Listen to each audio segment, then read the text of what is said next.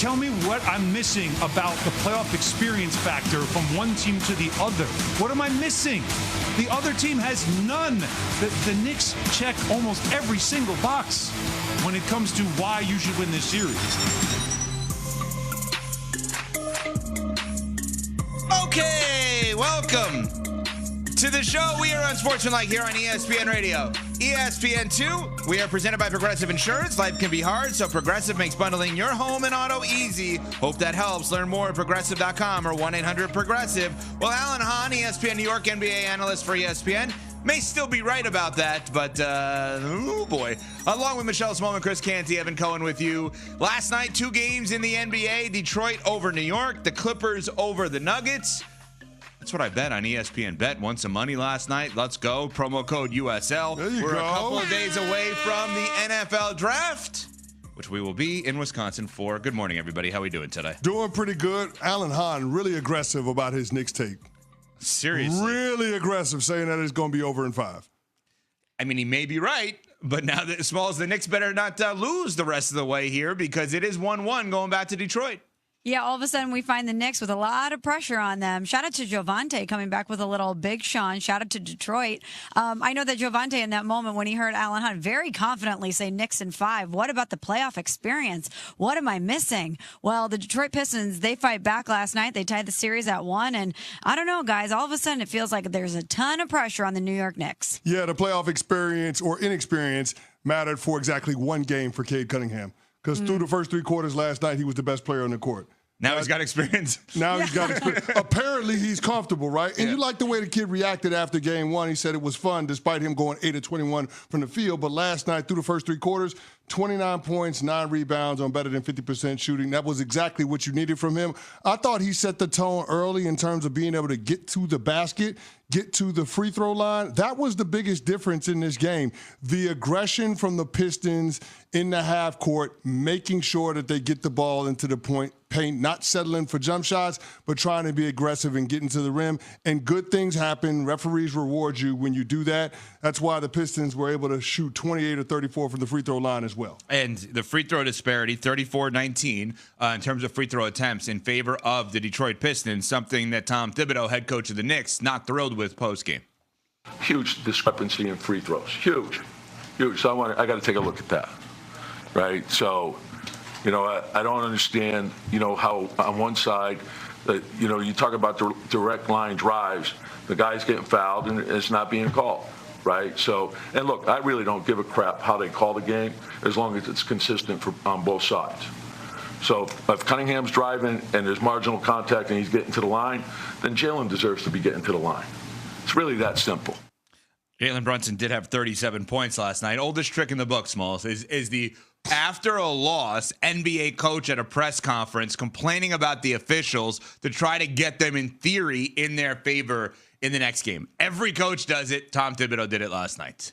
He did, but maybe it'll pay dividends moving forward. But how does he explain how the Knicks struggled on the glass and how they're struggling to get to the line? How is he going to explain, or at least blame it on the officials, how Detroit was playing really hard earlier in the game, the defense, and how they were forcing the Knicks into those uncomfortable possessions? And then I think about the fact that even though obviously at the Garden you have a really rowdy Knicks crowd at all times, you're going to Detroit, and this is a city that has been waiting for this moment, a city that hasn't hosted Pistons home playoff game since 2019. Think about what the energy is going to be like as they go to Detroit, and think about how those fans are going to be. So Tibbs can say those things about the officials, and maybe it'll swing things in his favor a little bit, but they've got a lot to contend with this Detroit team moving forward. Before he looks into the free throw disparity, maybe he should look into why Karl-Anthony Towns played the entire fourth quarter and didn't take a shot.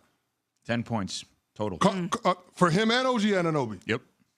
I mean, can you explain that? The dude played 19 minutes in the second half, took 3 shots, made none of them. That's your second best player. You traded draft capital in order to bring him and Mikal Bridges over this summer for this exact reason, for the playoffs, to be able to take care of your business in the earlier rounds against inexperienced teams and hopefully give yourself a better chance to match up against the Boston Celtics. Those guys can't pull no-shows in the most important minutes. I mean, Cat didn't give you anything on offense. Mikal Bridges misses a big shot at the end that could have tied it. I mean, those are the plays that those guys are going to have to make, and they didn't make them. That's on you. Like, you want to blame the refs. The refs ain't had nothing to do with you getting out-rebounded 48-34. Nothing at all. The refs didn't have anything to do with the Pistons having more paint points, more second chance points, and more fast break points. That's on you, Tom Thibodeau. So for as great a job as he's done with the New York Knicks, I hate the tenor of that press conference post-game with him excuse-making and blaming the refs after his team just lost home court advantage against a Detroit Pistons organization that hadn't won a playoff game since 2008. 15-game losing streak for the Detroit Pistons. You mentioned the rebounding. That's without Beef Stew, who didn't play. Isaiah Stewart, who had a right knee injury. And, oh, by the way, in terms of the free throws, so just a quick question. Normally in an NBA game, the player that normally attempts the most free throws would be considered the best player in the game, we would think, right? By nature, that player, I don't even know if they're going to get the most calls. They're going to have the ball the most and attack the most to get to the free throw line the most. Just a question. Who's the best player in this series? I'd say Cade Cunningham, who shot the most free throws, right? I mean, his team shot the most free throws. Yes. He had 12 free throw attempts last night. Like, so did Jalen Brunson. Yeah, Jalen Brunson had 11, yeah. So, or 11, excuse me. Yeah, 3 point. So, okay, one more. What happened last night is what is supposed to happen. The best player gets to the line the most. Cade Cunningham was the #1 overall pick in the draft for a reason, and he's showing it right now. Okay, and that's fair, and I think that's a legitimate question. But even if Cade Cunningham plays Jalen Brunson to a draw, the second, the third, and the fourth best player in this series should be with the New York Knicks. Correct. Them guys didn't play like it last night. That's right. Tobias Harris, make of him what you will, gave you 15 and 13, stepped up, played big in that third quarter. Dennis Schroeder off the bench because Ausar Thompson fouled out midway through the fourth quarter, Tom Thibodeau, just when we want to start talking about the foul calls. Their best defender fouled out in the fourth quarter. Yeah, you're relying. Dennis Schroeder stepped up and played big-time minutes, gave it to you on both ends of the court, including that game, that go-ahead three with 55 seconds to go. Those are big-time plays. The Pistons guys are making them. Your guys aren't. Yet you're supposed to be more talented when it comes to 2 through 5. And you just it didn't play out that way. And so that's why you have to really be concerned if you're the New York Knicks. You're routinely digging these deep holes for yourself against this Pistons squad and relying on massive fourth-quarter comebacks in order to get back in the game. At some point, you're going to run out of gas when it comes to trying to dig out of that hole. And I just don't know that that's the way the Knicks need to play for the rest of this series if they want to have a chance to take care of the Detroit Pistons. We're on Sportsmanlike here on ESPN Radio. We're going on the road. Our show will be live from Green Bay beginning Thursday. Coverage of the NFL Draft brought to you by ZipRecruiter, GNC, and American Family Insurance. The second game last night in the NBA had the LA Clippers beat the Denver Nuggets 105-102. And Smalls, we've been talking about it for weeks. The what if. What if Kawhi is healthy? Like, we've asked that question about 1,000 times, and he had 39 points last night in that win for the Clippers over the Nuggets. He's defending Jokic on that 3 late to potentially tie the game. And Kawhi post-game basically said, I'm just glad I'm able to move. Like, no joke, that's what he said. And he's able to move. And now that series is tied 1 apiece. Yeah, and Denver should be really worried about this because we're getting that version of Kawhi, the MVP version of Kawhi. James Harden has been great.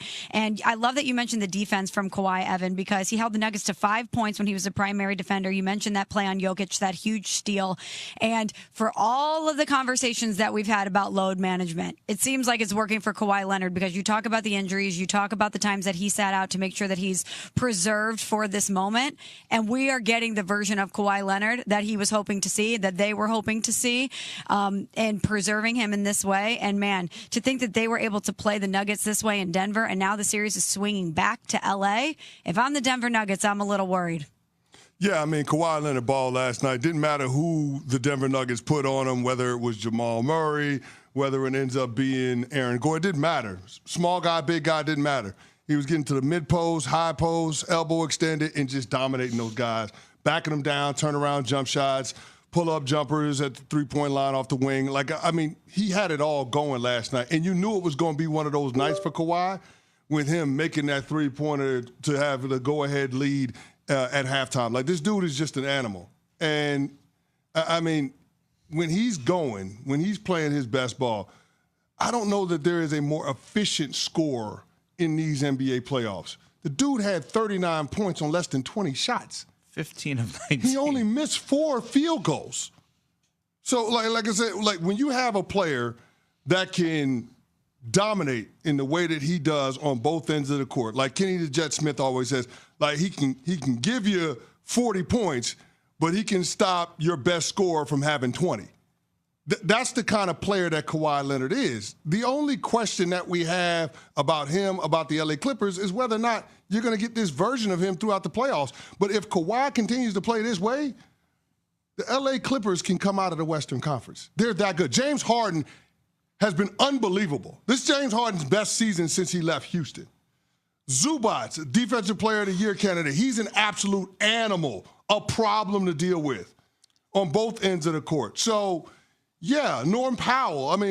KD, Chris Dunn, they have. They're deep. They're deep. They have all of the requisite pieces that it takes to contend for a title, and they have the coaching. And now, in this series, you're talking about them having home court, going back to the Intuit Dome, where they play better than almost anybody in the Western Conference when it comes to home court advantage. Let me ask you a question, both of you, very quickly here. If I said to you right now, every single player in the NBA is 100% healthy, and every single player in the NBA has the best game they could possibly have on offense and defense, is Kawhi the best player in the NBA?